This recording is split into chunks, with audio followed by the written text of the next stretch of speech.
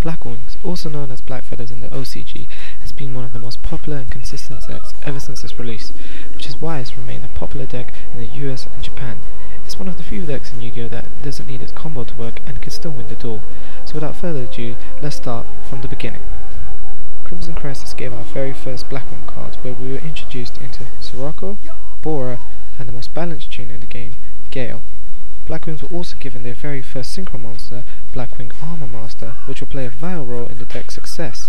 Blackwing's effects are focused around swarming. Because of that, they have a very aggressive playstyle. Committing multiple cards to the field, they were able to utilize synchro monsters to ensure victory.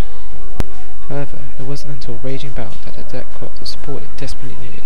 We saw the second tuner of the deck brought into the game, Blizzard, the Far North.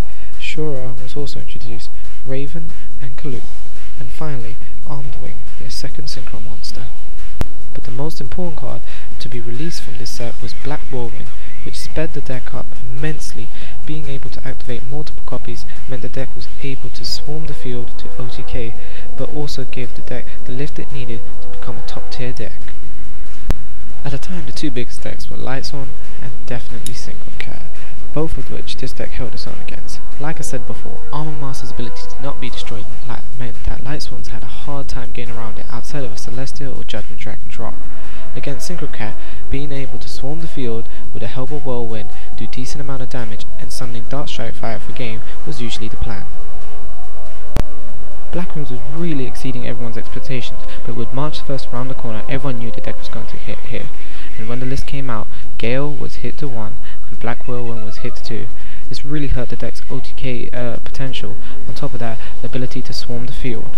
But while Yugioh was down to 1, everyone started realizing Blizzard's potential, giving the player easy access to level 5 and 6 synchro monsters. On top of this, Ancient Prophecy was around the corner. This meant new cards for the Blackwing deck. 3 new Blackwing cards to be released were Minstrel, Feign, and probably the best, Vayu, which is a level 1 star tuner which had the ability to synchro summon while in the graveyard.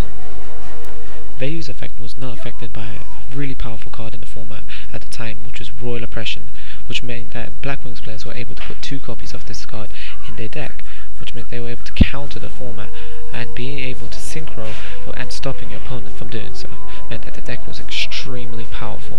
This also spurred on other types of deck, such as Vayu Turbo, where you use Dark Griffer's effect to dump multiple copies of Sirocco and Vayu into the graveyard so you can synchro for Armed Wing.